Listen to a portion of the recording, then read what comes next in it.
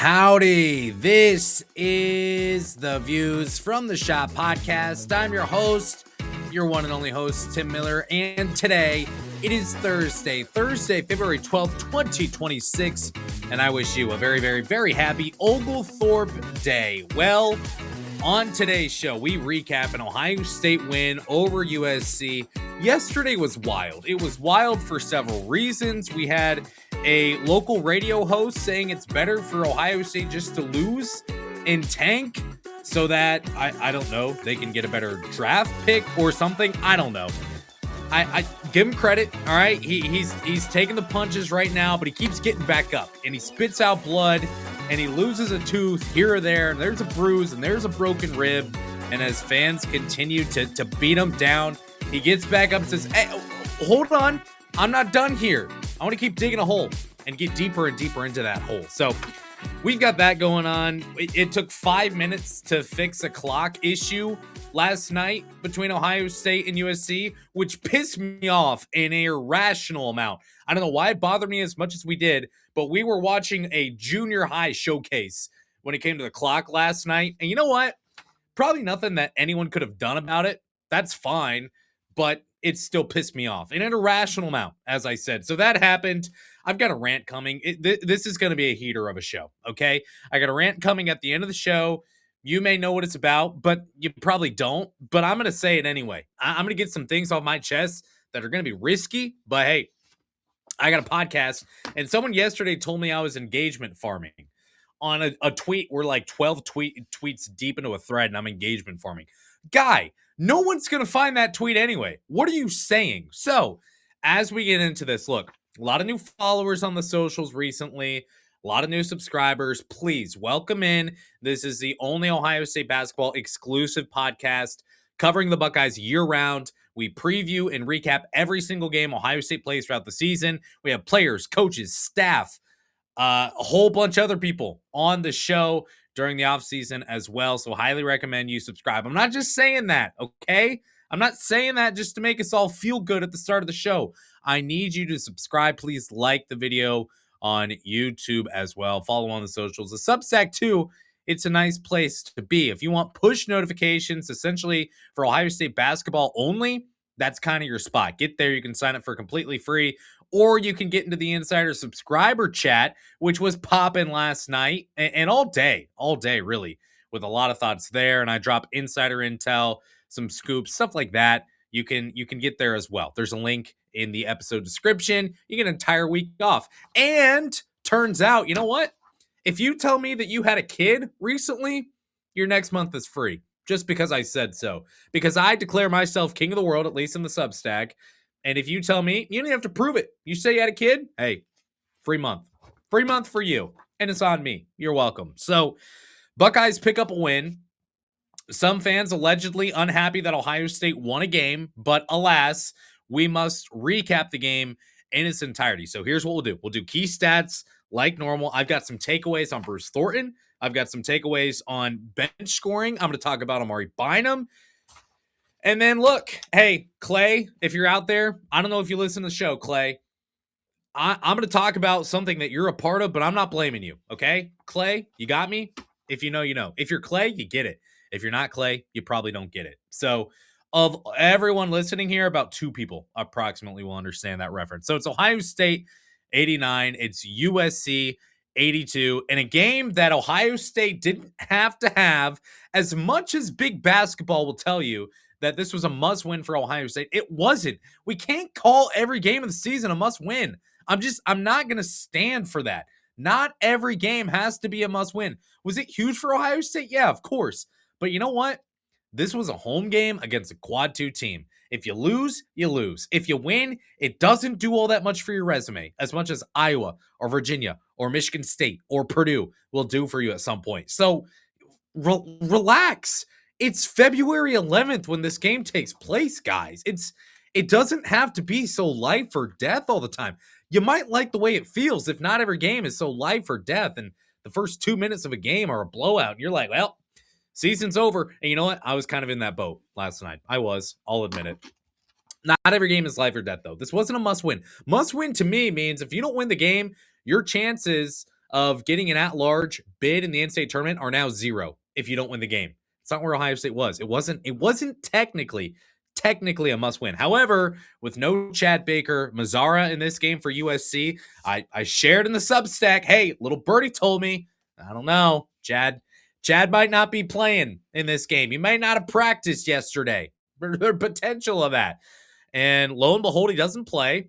And once you got to that point, then it was like, yeah, Ohio State really can't afford to lose this game. This is a game it's a quad 2 game, and it's going to look better on the resume for you.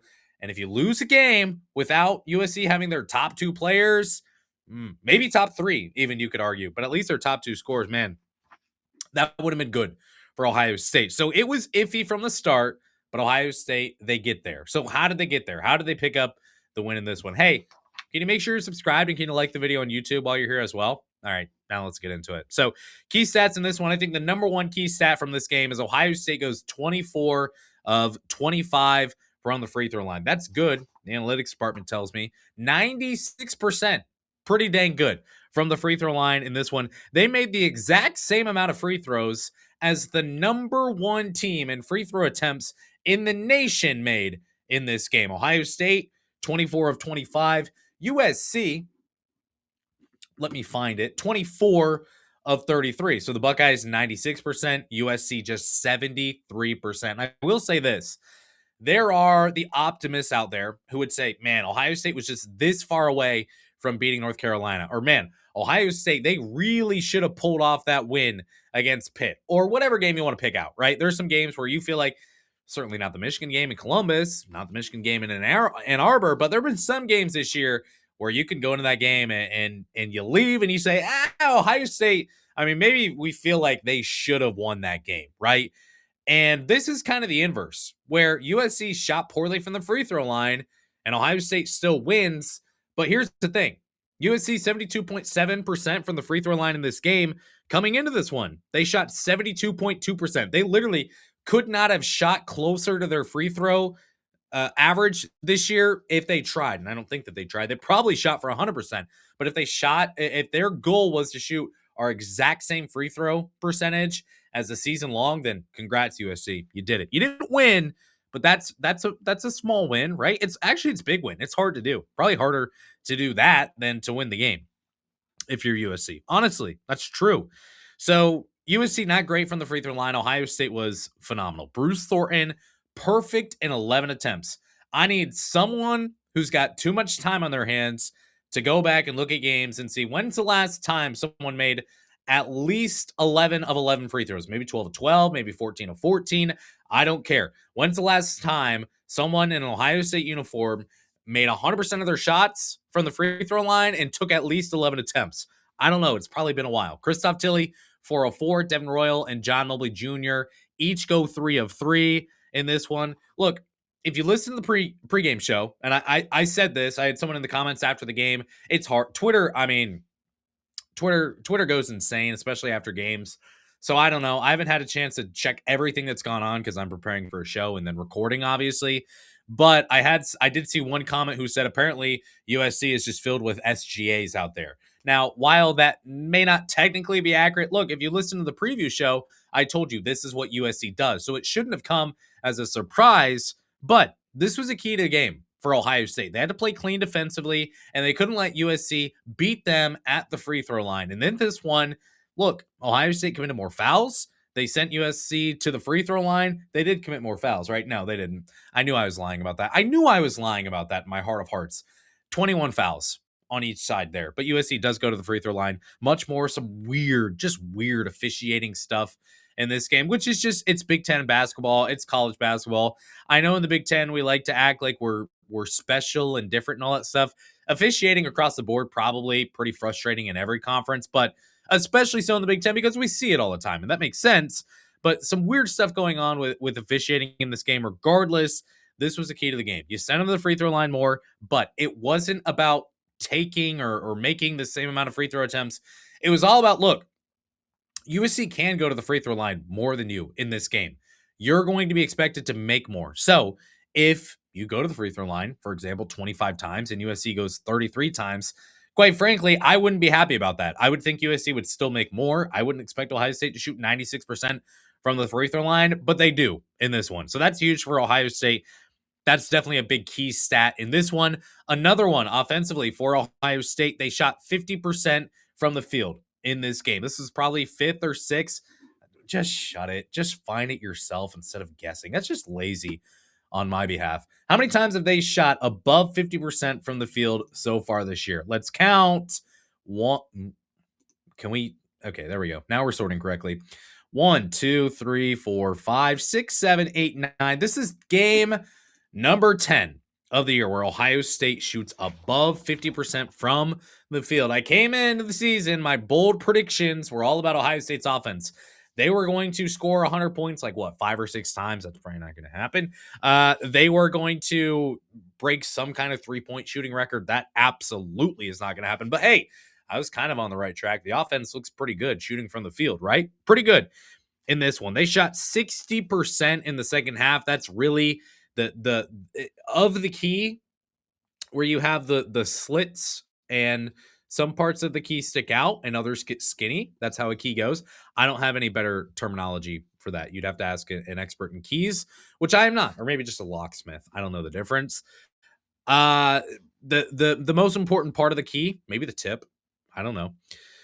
Ohio State 60% in the second half. That was the true key offensively for the Buckeyes. 15 of 25 in the second half. Devin Royal, man, in that first half, it was bad. It was very bad. He was just shooting and shooting and shooting from three. Couldn't make them. I think it was only 0 of 3 from the three-point line in the first half, but you're on pace to go over 6. So that's not good. It was a bad performance in a lot of ways in the first half from Ohio State. Royal, he tightened it up in the second. 4 of 4 from the field. Christoph Tilley makes both of his field goal attempts in the second half. Puff Johnson only took 2 shots. They were 3-pointers. They were good. That second one was crazy, insanely clutch from Puff Johnson. USC, this is a defensive first team. They're built by defense, not by offense. So as you go into this game, you look, there's going to be some really difficult possessions for Ohio State offensively. I think we saw a lot of that in the first half, especially. But in the second half, Ohio State, they cleaned it up. They go into the locker room. They go into halftime. I don't know what's discussed there. And quite frankly, I'm kind of skeptical that halftime adjustments are really a real thing. I think you go in and you talk about some bullet points or whatever, but I think you just kind of have to adjust as the game goes on. That's just me. Regardless, whatever was spoken about at halftime clearly got through in the heads of Ohio State. I mean, this was such a pathetic start. It was an embarrassing start for Ohio State. Turnovers, committing fouls, missing shots. It was really, really bad for the first 5 or 6 minutes of this game. But once Ohio State really started to turn around, and especially once you got into the second half, things look a lot better for the Buckeyes, and that's partially how they win this game. If you remember the pregame show, I told you, I went out not really on a limb. I just made a prediction and said, hey, the team that scores the most points in the paint in this game is going to be the team that wins. Idiot on my behalf. I was wrong. Just straight up wrong. USC won the paint battle 30-26 in this game. I talked about how important it was for USC and Ohio State's, both of those offenses, they need to score in the paint in order to win.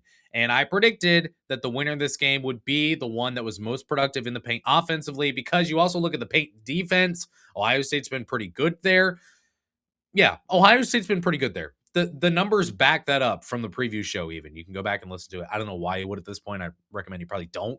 Better ways to spend your time, but I guess you could if you're really that bored. Both Ohio State offense, USC offense, Ohio State defense, USC defense, a lot of it is built in the paint. And USC won the battle. Give them credit. 30-26. Free throw shooting, though, it wasn't there for USC. 3-point shooting was not there for USC. 6 of 17 in this game and 35%. That's not horrible, but it's not good enough, obviously, to get the job done. They only shot 42% from the field as well. I think Ohio State really doing a good job of containing and then forcing Ezra Azar out of the game, fouling out. That was huge. I mean, Kofi got his. Gabe Dines starts for some reason. I don't know. Overall, the paint battle won by USC, but Ohio State did enough outside of that in order to win this game. In this game, by the way, this was pretty improbable. I'm actually going to jump down to my 5th key stat and skip over the 4th for now, but this kind of piggybacks off of my next point here, which is Ohio State lost some very important battles in this game. They lost the offensive rebounding battle. They lost the turnover battle. They scored less points off turnovers than USC. They attempted less free throws than USC.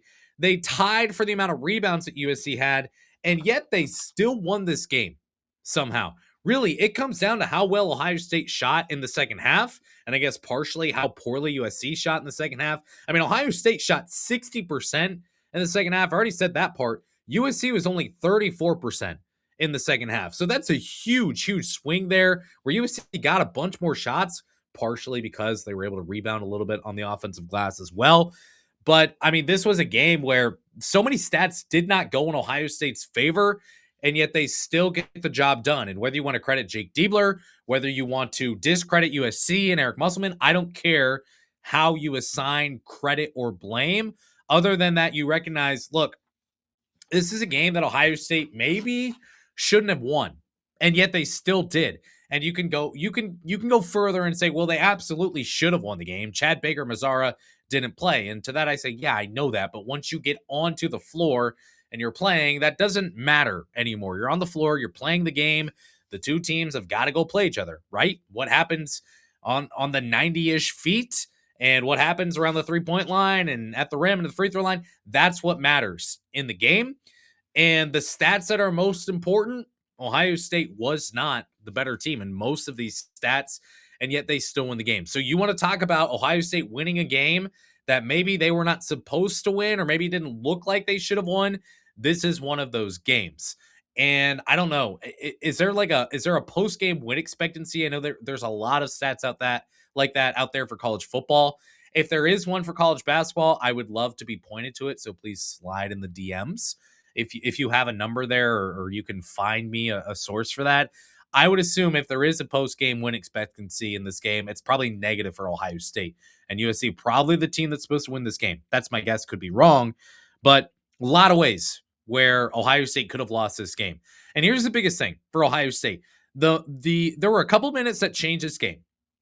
It happened from the 5:27 to 4:01 mark in the second half. Ohio State goes on an 8-0 run. This is what broke the game, because for a while, especially in the second half, it was like trying to catch a water balloon and then throwing it back to the other team and hoping that they can't catch it, right? Like, this was slippery. The water balloon, not filled with water only, but also wet on the outside. It's just tough, right? It would be hard to catch a water balloon that's thrown at you at a high velocity. It's also wet. That's what the second half felt like between Ohio State and USC, where as you go up and down the floor and you see each team kind of making runs and then the other team makes a run, a lot of that happened in the first half as well. In this one, Ohio State just firmly grasped this game at that 5:27 to 4:01 mark. It's an 8-0 run at that time for Ohio State. Christoph Tilley made a layup. Bruce Thornton, he found Amare Bynum for a huge dunk. That led Eric Musselman to call a timeout. And then I think you got to give Jake Diebler credit, and you got to give Ohio State credit, because after that timeout, they didn't flinch. Yes, USC went on a run of its own after that timeout, but they took the punches, did Ohio State, and they responded, and they were able to close out this game. One of the major complaints on Jake Diebler to this point in his head coaching tenure is that he can't win close games. Well, I talked about this last year, and then I think it was Connor Lamons came on the show in the preseason, and we talked about, hey, what if Ohio State can kind of turn the tide there and start to win tight games? Well, Ohio State, in games decided by 7 points or less this year, they move to 6-4. They have now won 60% of their games in games decided by 7 points or less. And I go 7 points. Why? Because that's the exact margin of this game tonight between Ohio State and USC. And because it was a 7-point game in this one, and it felt a lot closer than that. Ohio State got some free throws late, obviously, that allowed them to win this game. But we're seeing improvement. I continue to contend, and people can feel free to disagree, and they will, and that's fine. I will continue to contend that this Ohio State version of this year is better than last year's version. You can talk about the misses in the transfer portal from last year to this year. It's not all that different.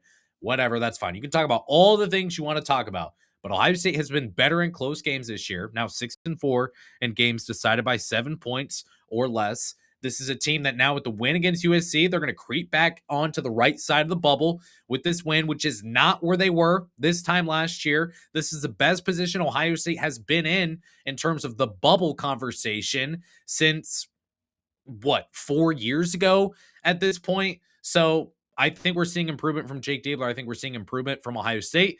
And I think it is an encouraging sign for Ohio State down the stretch here as we get into February and especially into March. Now, takeaways from this game.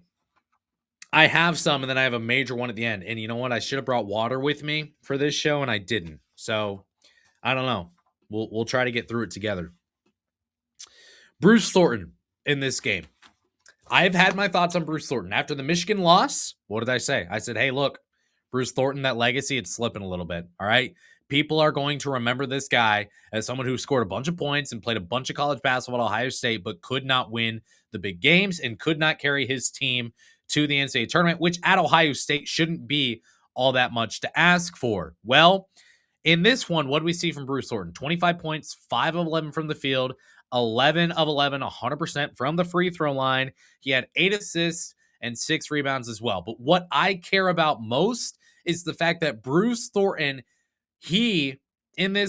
Bruce Thornton, he closes out a game. He absolutely closed the heck out of this game for Ohio State. Single-handedly slammed the door shut on USC, a huge home game, a quad 2 game, a conference game for Ohio State, and Bruce Thornton put the team on his back and won this game for the Buckeyes. We've been waiting for this type of performance from Bruce Thornton, and in this one, we got it. He scored the final 9 points of the game for Ohio State, and this was the moment that I think a lot of us have been waiting for, where this game was tight and it got really, really, really uncomfortable after USC made that 3-pointer with about a minute left. I don't remember who made it, if it was Woods or Marsh or whoever, maybe Arenas. I don't know.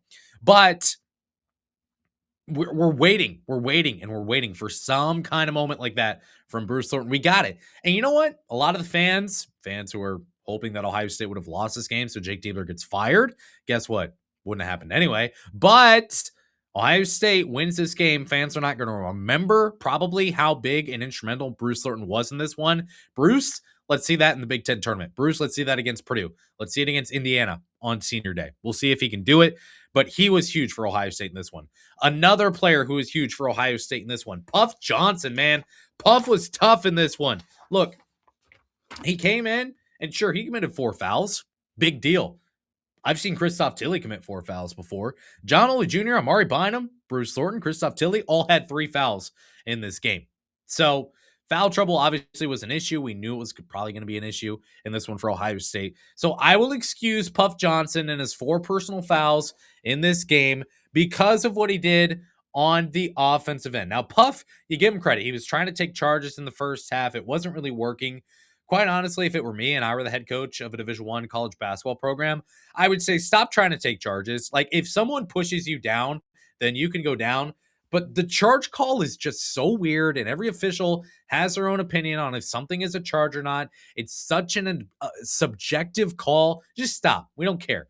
We don't care anymore. Just if you get shoved, fall. But unless it's an obvious charge, like, don't go try to set your feet. Just put your arms up, man. Let them come into you, I guess. That said, Puff Johnson, 8 points in this game, 2 of 2 from the field, 2 of 2 from the 3-point line, 2 of 2 from the free throw line in 15 minutes. The shots that he made in the second half for Ohio State. The first 3-pointer that Puff Johnson makes, I'm trying to find exactly when it happened here, but we don't go by Puff, apparently. We go by Johnson, P. Puff Johnson, he makes that 3-pointer incredibly clutch. Ohio State goes on a run here to open up the second half where Devin Royal makes a shot, Bruce Thornton makes a shot, Christoph Tilley has a couple of free throws, and then a 3-pointer by Puff Johnson gives Ohio State a 9-0 run and allows them to go from down 49-47 to up 54-45 to 49. And that three-pointer, great pass from Bruce Thornton. It was a clutch shot made by Puff Johnson. Thornton finds the open guy. It happened to be Puff, and he makes a shot. And then that three-pointer that he made was 6:46 left in the second half. That is where the score is 67-64. Ohio State has the lead, but USC has just scored 4 points in a row, and the shot clock is winding down. That three, impossible to make, essentially, with how deep it was, with how you're not really looking to get a shot there ever. It's not the cleanest of opportunities, and the shot clock is about to strike zero, and Puff Johnson still makes that three-pointer. Look, I'm not here to put down Colin White, but I guess my question would be, if Ohio State didn't have Puff Johnson on this team and Colin White were out there, do you trust Colin White to be able to make those shots? He's had some opportunities in the past few games where Colin White's come in, had a little bit of a quick trigger. He's been aggressive, and he's taken open shots, and he's not been able to make them. From deep, Puff Johnson makes both of his opportunities in this one absolutely huge for Ohio State. And to piggyback off of that, how about the bench scoring at this point for Ohio State? Again, I have said I don't really care where scoring comes from as long as you're scoring a bunch of points. But bench scoring is kind of becoming a thing that we're seeing now from Ohio State. Tayson Chapman had 5 points in this one. Puff Johnson had 8. Gabe Cupps had 2. Ivan Nagovin had 1 point as well. If you just look back in the past couple of games for Ohio State, we're starting to see a little bit of bench scoring from Ohio State. Against Michigan, they had 11, whatever. Maryland, they had 19, 21 against Wisconsin, 13 against Penn State.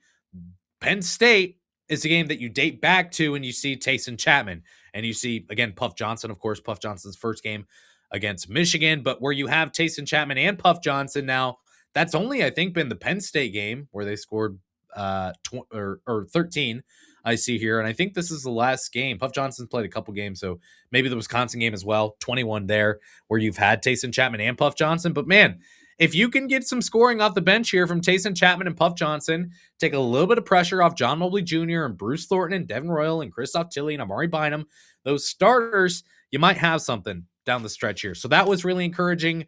Another encouraging sign, Amare Bynum, 11 points, 5 of 12 from the field, 1 of 3 from the three-point line. It felt like you felt more of the impact from Amare Bynum in this game, where he's had a couple of down games, and you're kind of waiting for him to catch fire again and really become that impactful freshman for Ohio State. And it felt like in this one, he played really well. It felt like you felt his impact more than you have in a couple games. All right. This is where we lock in, we buckle up. If you're driving, it may be helpful to pull over. If you're lifting weights, just finish the set out and let's get some water, and we need to have a talk, okay? Clay, talking to you, Clay. You're excluded from this. We have at this point a very serious problem at Ohio State in terms of the in-game environment and fan experience. And quite frankly, it starts with the Nut House, the student section. And the last time I called out the Nut House, they decided to review bomb me, which hurt a lot, quite frankly, and still to this day, over a year later, has hurt my Spotify ratings. But I will not be a victim, okay? I will be the victor here. And yet again, we have to call out the student section at Ohio State basketball.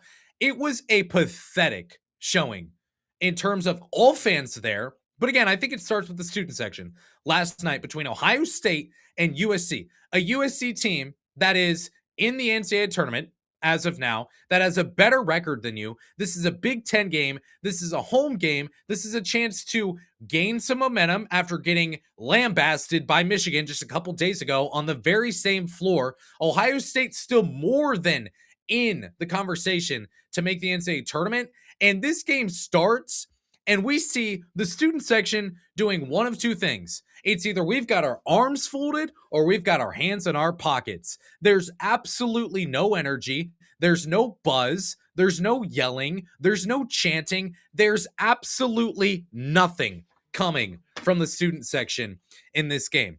And here's what I'll say, because I can already hear the rebuttal from fans, from student section members alike. They're going to say, well, the product sucks, so why would we get loud?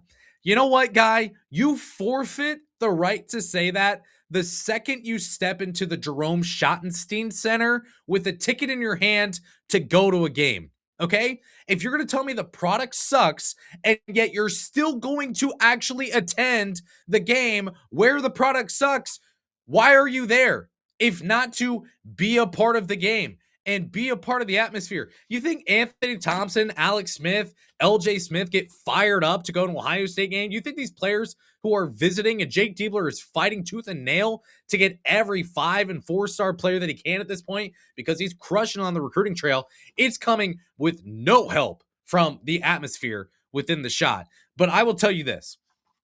When you walk into the Schott and you want to say the product sucks, so I'm not going to be loud, guess what? I don't know why you're at the game in the first place. Second, I got a better option for you. You don't like the product, or maybe you want to say, I want to get a better view of the product that I hate, that sucks. That's fine. I've got another option.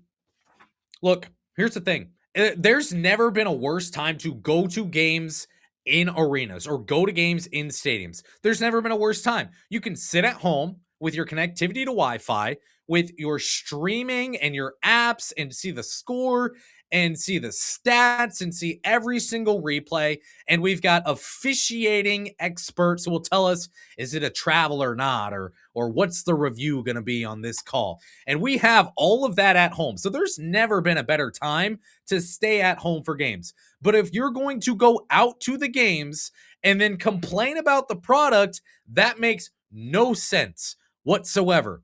Camera angles, replays, all that stuff. You have it. Look, if it's to get a better view and yet you're going to pay to go there, I've got something else. Just go to your local landfill at that point. Why go to an Ohio State basketball game and be quiet there when you can just pull up a chair and watch trash trucks dump out coffee filters that are wet and broken box fans, greasy pizza boxes, triple soaked underwear? Doesn't matter. You can find that all at your local landfill. Find that all at your local landfill where it's completely free and the product is probably just as bad, according to you.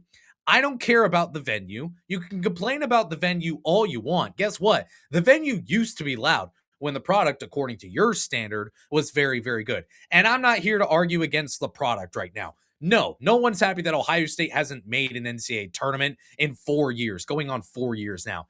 That's not impressive. No one's happy about that. But you don't get to complain about the venue when student sections before generations, they got after it for an Ohio State basketball team. That, yeah, sure, fought for a 1 or a 2 seed every once in a while. Of course, we know that.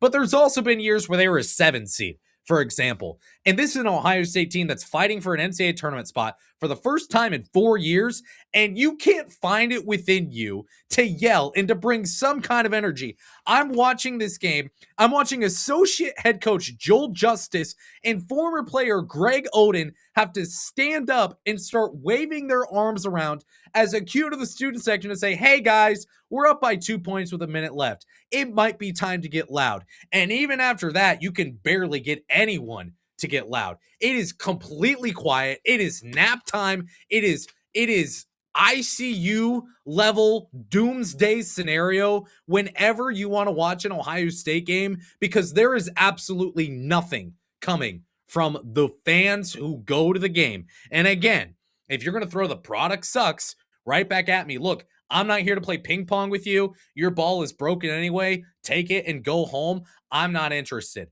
If you're going to go to the game, be a part of the game, be a part of the experience, and actually bring some energy, because that was a piss poor effort for a fan base that if you're going to go to the game and you're going to watch a team that's on the bubble against a team that's in the NCAA tournament and you can't find it within you.